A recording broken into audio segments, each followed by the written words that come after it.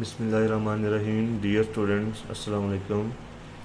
आज हम पढ़ने जा रहे हैं chemistry second year, chapter number 7, fundamental principles of organic chemistry, lecture number 2, some features of organic compounds. Dear students, features से मुराद ऐसी खसूसियात हैं जो किसी चीज़ को किसी दूसरी चीज़ से मुमताज़ या नुमायाँ करती हैं। यहाँ हमने ऑर्गेनिक कंपाउंड्स की वो खसूसियात पढ़नी है जिनसे हम उनको पहचान सकें और उनको इनऑर्गेनिक कंपाउंड से डिफरेंशिएट कर सकें। नंबर 1 पर हमारे पास जो प्रॉपर्टी है वो है पेक्यूलियर नेचर ऑफ कार्बन, यानी कि कार्बन की मुनफरिद या अनोखी सलाहियत। डियर स्टूडेंट्स, कार्बन की ये मुनफरिद नेचर जो है वो कैटिनेशन के फिनोमेनन की वजह से है। लिहाजा सबसे पहले देख लेते हैं कि कैटिनेशन क्या है। डियर स्टूडेंट्स, कार्बन की एक बड़ी मुनफरद खसूसियत है कि कार्बन एटम आपस में बॉन्ड बनाकर लंबी चेन्स या रिंग्स बना लेते हैं। कार्बन की इस सेल्फ लिंकिंग प्रॉपर्टी को कैटिनेशन कहा जाता है। यहाँ आप कार्बन की कुछ चेन्स और रिंग्स देख सकते हैं। 3 कार्बन पर मुश्तमिल एक चेन है, यहाँ पे 4 कार्बन पर मुश्तमिल एक चेन है जो कि स्ट्रेट चेन है, जबकि यहाँ 4 कार्बन पर मुश्तमिल चेन है लेकिन यहाँ पे ब्रांचिंग है। इसी तरीके से ये 6 कार्बन की एक चेन है। इसी तरीके से यहाँ पे इस चेन में कार्बन डबल बॉन्ड भी बना रही है, जबकि इस चेन में कार्बन ट्रिपल बॉन्ड भी बना रही है। इसी तरीके से यहाँ 6 कार्बन एटम्स की एक रिंग है जो सिंगल बॉन्ड्स पर मुश्तमिल है, जबकि यहाँ कार्बन एटम्स की 2 रिंग्स हैं जिनमें डबल बॉन्ड्स भी मौजूद हैं। डियर स्टूडेंट्स, अब देखना ये है कि कैटिनेशन की ये साहियत क्या सिर्फ कार्बन में है या दूसरे एलिमेंट भी ये प्रॉपर्टी शो कर सकते हैं। कैटिनेशन असल में 2 फैक्टर्स पर डिपेंड करती है। नंबर 1, जिन एटम्स की वैलेंसी 2 या 2 से ज़्यादा होगी वही कैटिनेशन कर सकते हैं। लिहाजा सिंगल वैलेंसी रखने वाले तमाम एलिमेंट इस सलाहियत से महरूम हैं। नंबर 2, कैटिनेशन करने वाले एटम्स के दरमियान बनने वाला बॉन्ड मजबूत और स्टेबल होना चाहिए। कार्बन एटम इन दोनों फैक्टर्स पर पूरा उतरता है। कार्बन की वैलेंसी 4 है और कार्बन की बॉन्ड एनर्जी जो है वो 355 किलो जूल पर मोल है, जिससे साबित होता है कि कार्बन कार्बन बॉन्ड एक मजबूत बॉन्ड है। डियर स्टूडेंट्स, दूसरे एलिमेंट्स जब आपस में बॉन्ड बनाते हैं तो वो बॉन्ड निस्बतन कमज़ोर बॉन्ड होता है। लिहाजा बाकी एलिमेंट्स में कैटिनेशन की सलाहियत बहुत कम होती है। हम 1-2 एग्जांपल्स देख सकते हैं। मसलन फास्फोरस जो है उसका एक मॉलिक्यूल बनता है P4। इसमें 4 फास्फोरस एटम जो है वो कैटिनेशन करते हैं। इसी तरीके से सल्फ़र का एक मॉलिक्यूल है S8। इस मॉलिक्यूल में 8 सल्फ़र एटम्स कैटिनेशन करके बॉन्ड बनाते हैं। लेकिन इस तरह की एग्जांपल्स बहुत महदूद हैं, जबकि इसके मुकाबले में कार्बन एटम्स की हम लाखों एग्जांपल्स दे सकते हैं। डियर स्टूडेंट्स,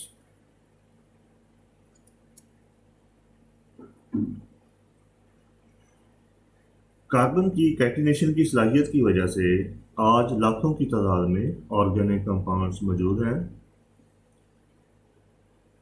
लाखों ऑर्गेनिक कंपाउंड्स की मौजूदगी इस वजह से भी है कि कार्बन के एटम्स दूसरे एटम्स के साथ भी स्टेबल सिंगल, डबल और ट्रिपल बॉन्ड बनाते हैं, जैसे ऑक्सीजन, नाइट्रोजन, सल्फर वगैरह।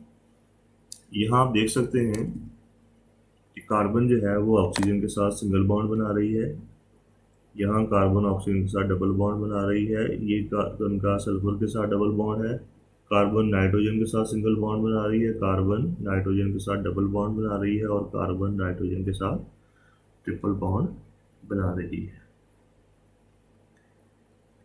डियर स्टूडेंट्स,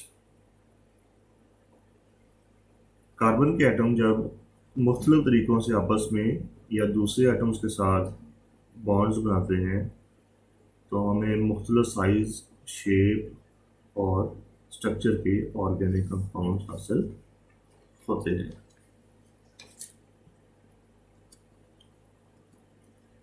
नंबर 2 पॉइंट जो हमने डिस्कस करना है वो है non ionic character of organic compounds. Dear students, organic compounds आमतौर पर कोवलेंट कंपाउंड्स होते हैं।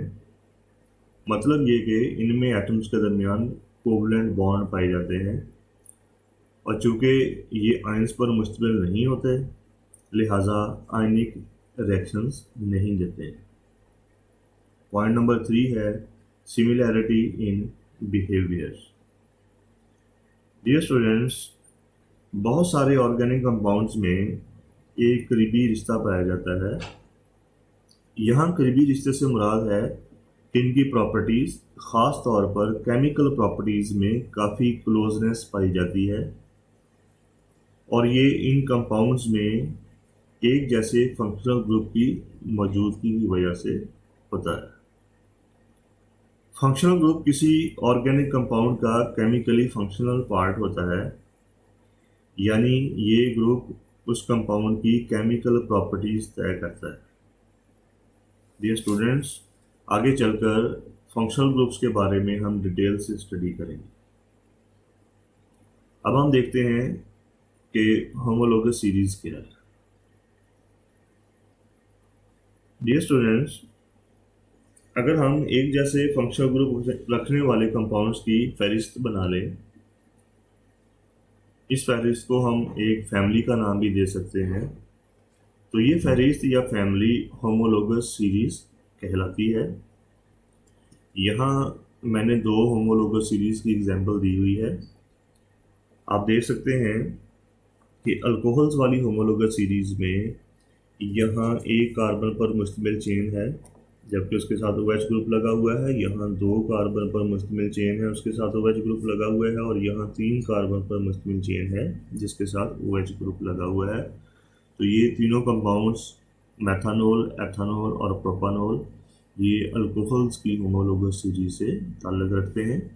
दूसरी तरफ मैंने 3 अल्केन्स बनाई हैं, जिनमें सबसे पहले मीथेन है, 1 कार्बन की चेन है। उसके बाद इथेन है, 2 कार्बन पर मुश्तमिल चेन है, और फिर प्रोपेन है, 3 कार्बन पर मुश्तमिल चेन है। ये तीनों कंपाउंड्स अल्केन्स को रिप्रेजेंट करते हैं, और ये भी एक होमोलोगस सीरीज़ है।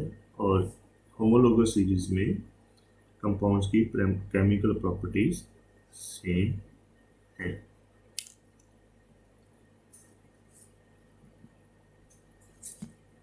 डियर स्टूडेंट्स, होमोलोगस सीरीज़ बनाने का फ़ायदा ये है कि लाखों ऑर्गेनिक कंपाउंड्स को स्टडी करने के लिए हमें सिर्फ चंद महदूद होमोलोगस सीरीज़ की स्टडी करनी पड़ती है। फीचर नंबर 4 है complexity of organic compounds. Dear students, organic compounds जो हैं ये आमतौर पर बड़े बड़े और पेचीदा किस्म के मालिक्यूल्स पर मुश्तमिल होते हैं। ख़ास तौर पर जब हम मैक्रो मालिक्यूल्स की बात करते हैं, यहाँ हम 2 मैक्रो मालिक्यूल्स स्टार्च और प्रोटीन्स की एग्जांपल्स देखते हैं।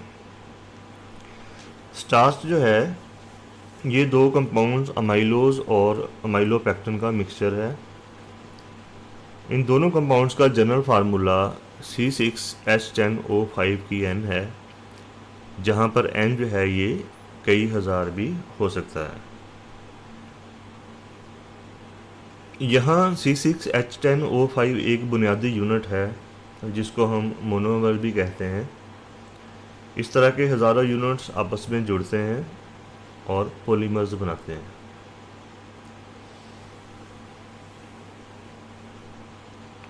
इसी तरीके से अगर हम प्रोटीन्स को देखें तो प्रोटीन्स भी पेचीदा मालिक्यूल्स पर मुश्तमिल हैं और इन मालिक्यूल्स का जो मालिकुलर मास है वो चंद हज़ार से लेकर 1 मिलियन तक हो सकता है।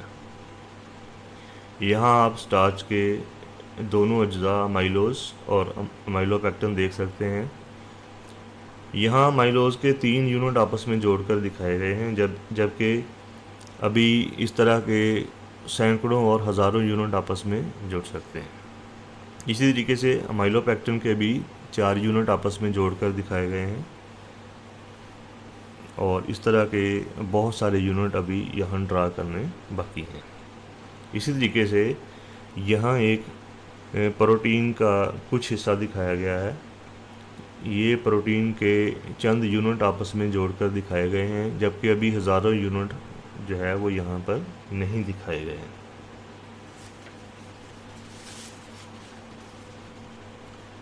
अगला फीचर है आइसोमेरिज्म। डियर स्टूडेंट्स, ये जो आइसोमेरिज्म का फिनोमेनन है ये ऑर्गेनिक कंपाउंड्स में काफ़ी कॉमन है, जबकि इनऑर्गेनिक कंपाउंड्स में ये फीचर इतना कॉमन नहीं है।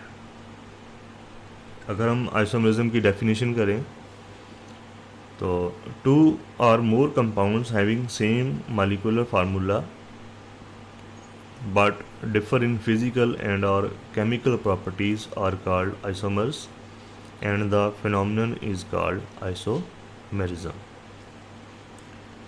डियर स्टूडेंट्स, आपने देखा होगा कि ये डेफिनेशन आपकी बुक में मौजूद नहीं है, जबकि आपकी बुक में जो डेफिनेशन मौजूद है वो है 2 or more compounds having same molecular formula but differ in structural formula। यहाँ मैं ये बताना चाहता हूँ कि ये डेफिनेशन दुरुस्त नहीं है।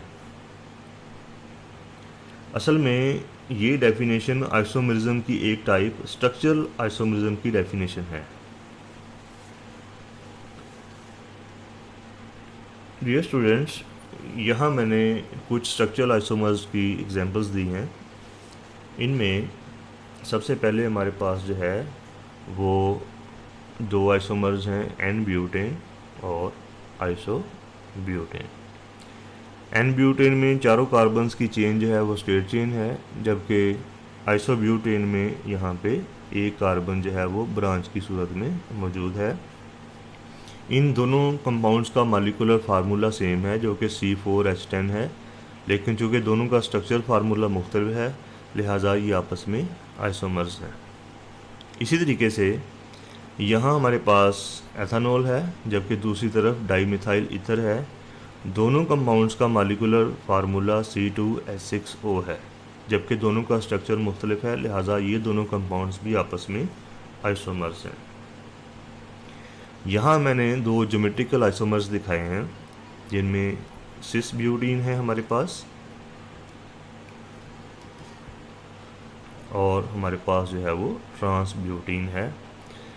डियर स्टूडेंट्स, इन दोनों कंपाउंड्स का मॉलिक्यूलर फार्मूला भी सेम है, जबकि इनका स्ट्रक्चर फार्मूला भी सेम है, जिससे ये साबित होता है कि आइसोमर्स के स्ट्रक्चरल फार्मूलाज भी सेम हो सकते हैं।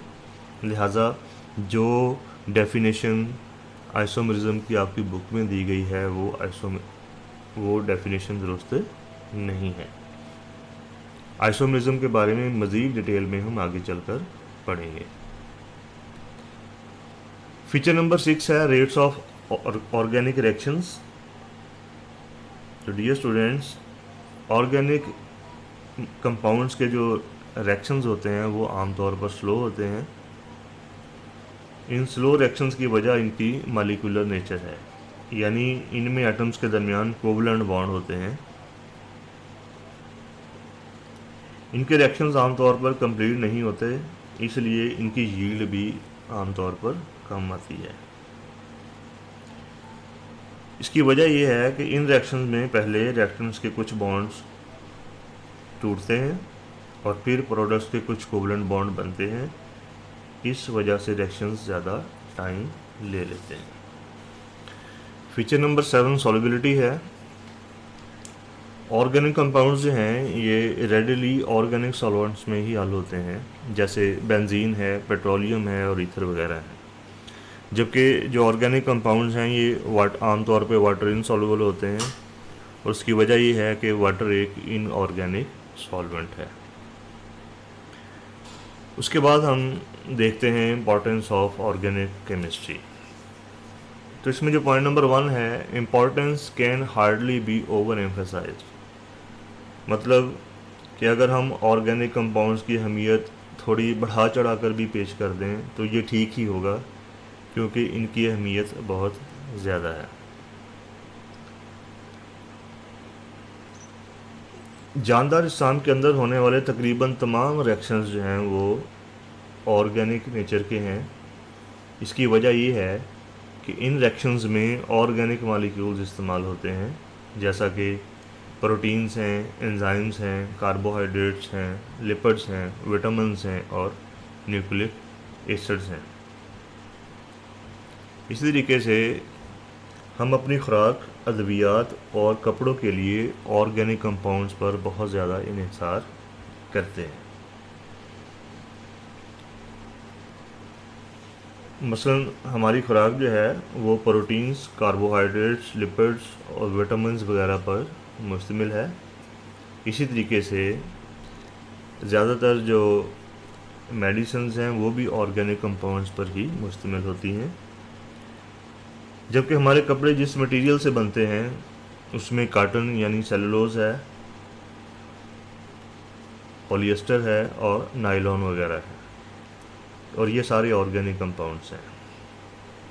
डियर स्टूडेंट्स, कीमियादानों ने बहुत सारे ऑर्गेनिक कंपाउंड्स जो हैं वो मसनूई तरीके से बनाने भी सीख लिए हैं।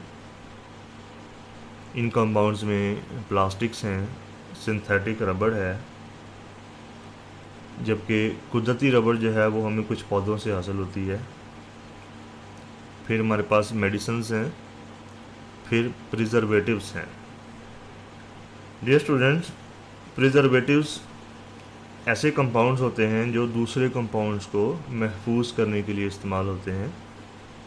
इसकी एग्जांपल्स में आप चीनी की एग्जांपल ले सकते हैं। एक कंपाउंड फार्मालीन है जो जानवरों की डेड बॉडीज़ को महफूज करने के काम आता है। इसी तरीके से आप जो फ्रूट जूसेस पीते हैं उनमें एक कंपाउंड सोडियम बेंजोएट जो है वो प्रिजर्वेटिव के तौर पर डाला जाता है ताकि वो जूसेस लंबे अरसे तक महफूज रह सकें। इसके बाद हमारे पास पेंट्स हैं, वार्निशेस हैं। ये वार्निश भी ऑर्गेनिक कंपाउंड्स हैं जो आमतौर पे फर्नीचर पॉलिश के तौर पे इस्तेमाल होते हैं। फिर हमारे पास है टेक्सटाइल फाइबर्स। इसमें जो है वो पॉलिएस्टर और नायलॉन के जो नाम हैं वो काबिल ज़िक्र हैं। उसके बाद हमारे पास फर्टिलाइज़र्स, खादें हैं, पेस्टिसाइड्स, कीड़े मार अद्वियात हैं और डिटर्जेंट्स हैं। हमारे यहाँ डिटर्जेंट्स को सर्फ कहा जाता है, हालांकि सर्फ जो है वो एक कंपनी की प्रोडक्ट का नेम है, तो हमें लफ्ज़ डिटर्जेंट्स ही बोलना चाहिए। उसके बाद कॉस्मेटिक्स हैं, यानी कि मेकअप का सामान है, और फिर डाइज़ हैं। डाइज़ कलर्ड ऑर्गेनिक कंपाउंड्स होते हैं जो दूसरी चीज़ों को रंगने के काम आते हैं, जैसे कि कपड़ा है, बाल हैं, चमड़ा है। डियर स्टूडेंट्स, ये जो अभी हमने सिंथेटिक ऑर्गेनिक कंपाउंड डिस्कस किए, इनमें से बहुत सारे कंपाउंड जो हैं उन्होंने कुदरती तौर पर पाए जाने वाले कंपाउंड्स की कमी को पूरा करने के लिए हमारी बहुत मदद की है। मसलन कपड़े की ज़रूरत पूरी करने के लिए सेलुलोज के साथ साथ पॉलिएस्टर और नायलॉन का इस्तेमाल होता है। आप देखते हैं कि लकड़ी के फर्नीचर की जगह अब प्लास्टिक का फर्नीचर इस्तेमाल होता है।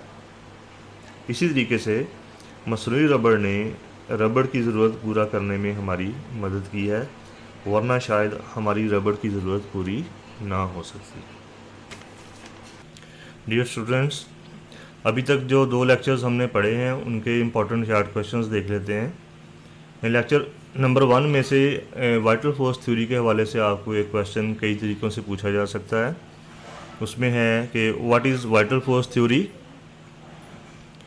Who rejected vital force theory, या फिर आपसे क्वेश्चन ऐसे भी पूछ सकते हैं कि which organic compound was first prepared in the laboratory and how, या फिर what is the importance of Wohler's work in the development of organic compounds. ये क्वेश्चन आपकी चैप्टर की एक्सरसाइज में भी मौजूद है। उसके बाद आपसे पूछा जा सकता है what is an organic compound and what is organic chemistry. फिर आपसे पूछ सकते हैं व्हाट इज़ कैटिनेशन, या फिर why carbon forms millions of compounds. इसी तरीके से क्वेश्चन आ सकता है what is homologous series and what is the advantage of it. तो डियर स्टूडेंट्स, ये सारे क्वेश्चंस